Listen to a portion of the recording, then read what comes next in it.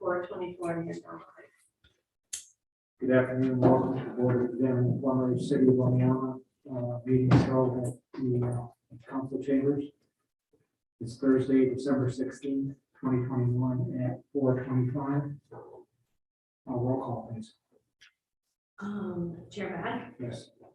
Vice Chair Rankevich, Yes. Tice, City Engineer, or Yes.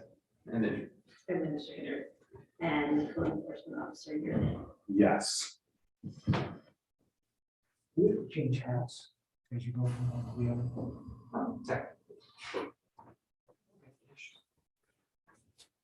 First thing on the agenda, approval of minutes, November 18th, 2021. Minutes are in front of you. Question.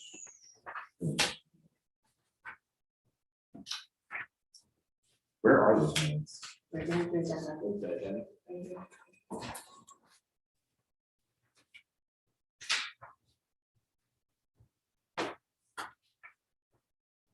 Oh, okay, sorry.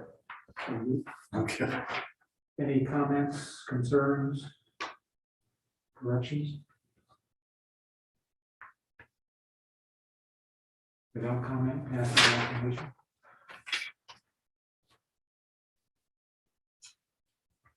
Correspondence? No. No business. New business is review of applications, and there is a correction here. The applications are for the master plumber's examination, and there are 4 people looking for permission to take the exam. Joe Gasoli, Charles Purcell, Gregory Castelli, and there's a Roy Farrell. Paperwork for Roy is in the pack. So let's start with the first one. Joe Gasoli.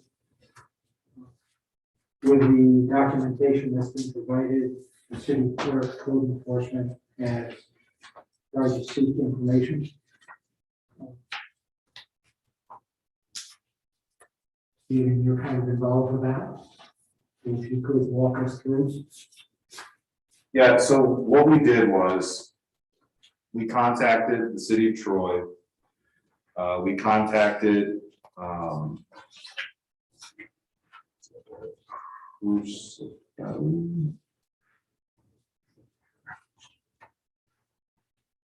so we basically followed up and contacted the references that they provided.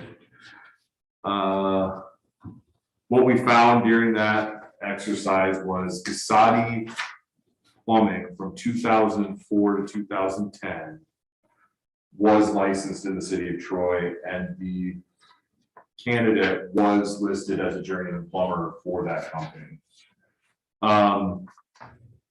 We also looked at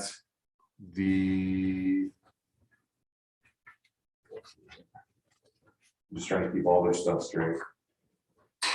He also provided doing business as and basically business paperwork, essentially verifying his own employment with Gisati Plumbing. So from that, he basically has verified that he's worked either under the employment of a master plumber plus the required years of experience as an unlicensed plumber to meet the exam requirement. They provided a thing from the city of Troy that they've done work there recently as part of their employment history. The city of Troy is a municipality, and I think that they probably employed these guys directly by the municipality. So that's why I think there's no licensing information for this job. But again, what's critical is that he was employed under a master plumber between the years 2004 and 2010. So he meets worked under the control of a licensed master plumber. And then he's got an additional, I carry out a spreadsheet, but it was like an additional 8 years of full-time plumbing experience. 2014 to present. Yeah. So under that, he meets the exam requirement. I would not say that any of these candidates would meet the exemption requirement. So you have vetted all that information and came up with a flow between the city clerk's office and code enforcement that they meet the requirement. Correct. Is that true for all of them? Yeah, so I mean, I would say for our purposes, like Roy Farrell. I wonder if you can put that on here. For Roy Farrell, if you look on your last page, he was employed by Crucifoli Brothers, licensed master plumber in the city of Albany. They're currently licensed. They've had a license in good standing for years as a master plumber.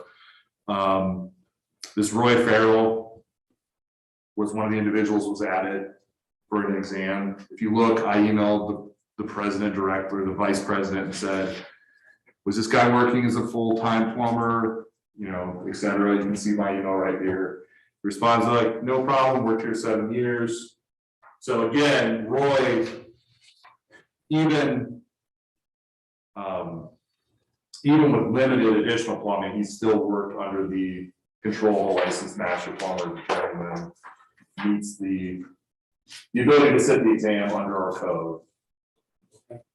Charles Purcell, we decided last time that we would allow him to sit the exam pending verifying his employment. He was also employed by Crucifoli Brothers Plumbing. And then the other Gasati, there was another one here. No, there's another one. Joe Gasati. Joe Gasati similarly was employed under Gasati plumbing license. The only caveat I would have to his experience, he would be eligible to sit the HVAC test or even get an exemption from the HVAC test. Because most of his experience is in, if you look at it, it's in like boiler and like mechanical systems. So that's kind of the only, I mean, he's requesting to sit the master test, and he does technically meet because he worked under that master plumber in Troy. I'm assuming he thinks he can pass a master plumbing test. But like, if you look at his experience, it's mostly mechanical.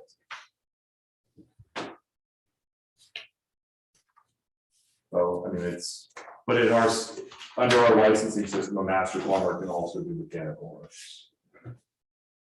So your research shows he's met the requirements to take the exam. They're all four of them have the requirements. I believe that they meet the requirement for an exam. I would not exempt them from the exam. I mean, that's part of this process, that's why we have an exam. I mean, we verify their employment as best we can. That's why we have an exam. If they aren't qualified, if we find that they sit the exam and they can't pass it, then we deny their license. Just like we would any other application. So that's the generic overview of all four of them. The generic overview of all four of them is that we contacted their previous employers and verified that they were indeed employed working either under the direction of a master plumber or doing work as plumbers, not under the direction of a master plumber.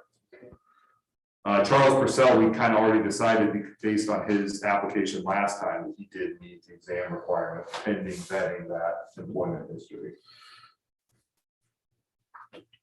Mike, any comments? The applicants? Do you have any concerns or? Right.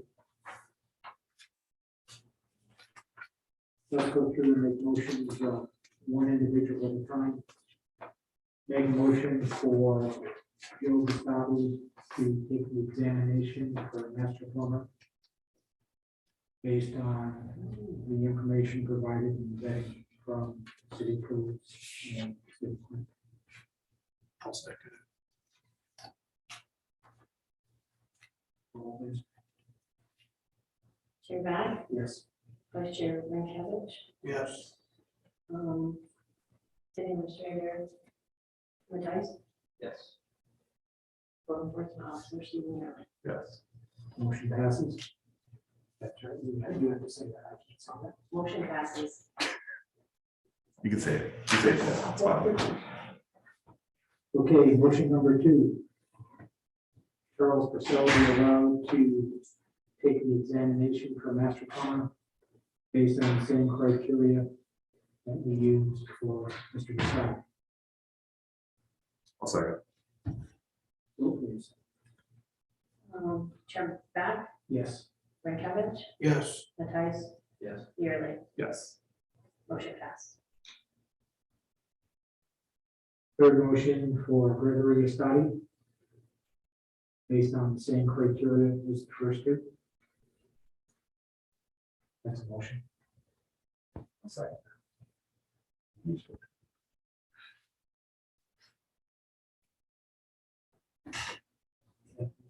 Yes. Chair Bag, Yes. Vice Chair Rinkovich, Yes. Vice Matthijs, Yes. Stephen Yearly, Yes. motion passes. Fourth motion is for Ray Sherrill to take the master plumber's examination based on previous criteria mentioned. I'll second that too.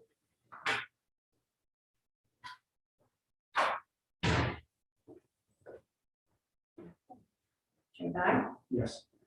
Vice Chair Rinkovich, Yes. Vice Matthijs, Yes. Stephen Yearly, Yes. motion passes. This is done.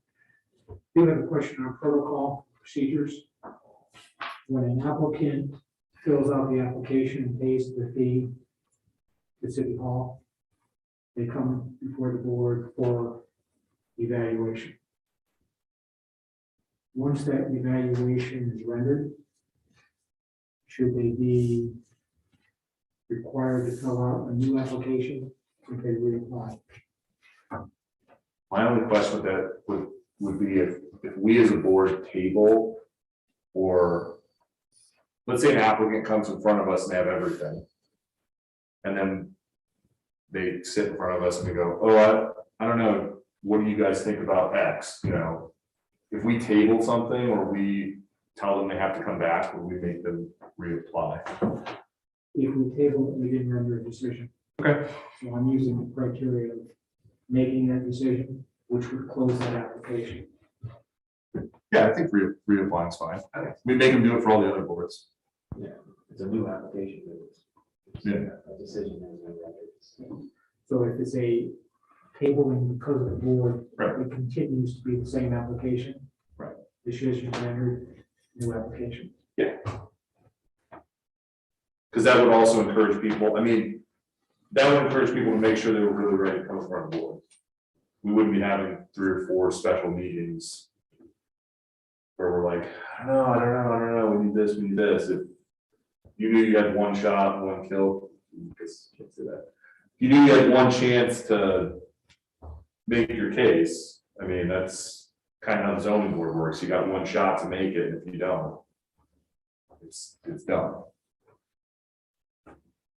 So what's the procedure? Do we need to make a motion to put that in place, or is that a city procedure? It's just a procedural thing, I think. Anything else, anybody? Mike? The city of Norwich wanted to know if we wanted to like brainstorm recruitment.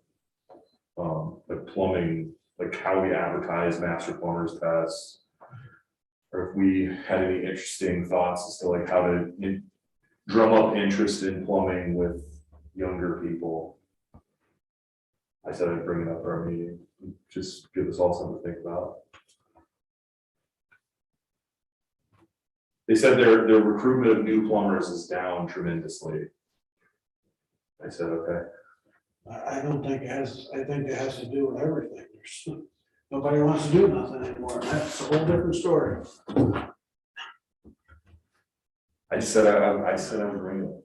It's, reaching out to trade schools that obviously. Well, they just, yeah, I mean, they're like, we're trying to come up with a way to generate interest / recruitment in plumbing and trades generally. We already reciprocate with Norwich. I Yep. assume that their test is pretty similar to ours.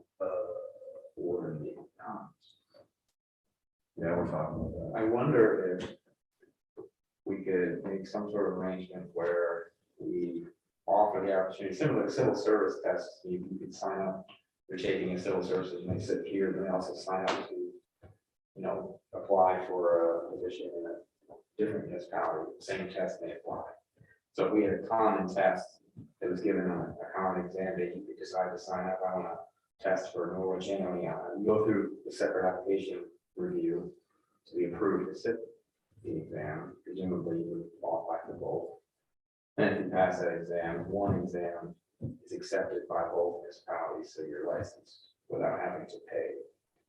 You know, maybe you don't have to pay multiple fees, or I don't know, Yeah, it's- maybe that streamlines somehow makes it, yeah, I emailed Norwich as part of this. Because I wanted to see kind of like what our process is, because we reciprocate, so it's probably a good idea to make sure we're actually following each other's, you know. I believe that Norwich is going to picture IDs on their licenses now. Because I hold a master plumbing license in Norwich, Right. just that it's inactive. Mhm. And I renew it as inactive every year, because I'm not doing nothing there, but I still hold it. Right. This year they asked for pictures, so Okay. I'm gonna assume that's what they're doing. Okay. Yeah, I'll just email her back and say that like, we'll think about it, and if we come up with any great ideas, we'll. Okay. would that make sense, Steve? If we reciprocate already, it's just a matter of them getting a license in one and then coming to the clerk's office and executing it. Well, I told their code officer that I'd meet with her, and like, maybe we could just like, just kind of see how we. Coordinated on the preparation of the exam, so we know that their exam is the same exam we're getting. Right. That's. I do know One of you, us issues a license, automatically issue the other license. you cannot do HVAC there if you don't hold a master HVAC license, even if you're a master plumber. Yeah, I saw that in the code. There are differences, that's what I'm saying, like, I think I'm just gonna meet with her and see kind of like how these are playing out, so that we're not. I think that'd be worthy of conversation. Yeah. And we already have a requirement that if we're going to accept an exam, a license for someone else, it has to be an applicable exam. Right, and we found that out with Quinn's Falls. Yes. Master plumber's license are not all the same. Any other topics? Well,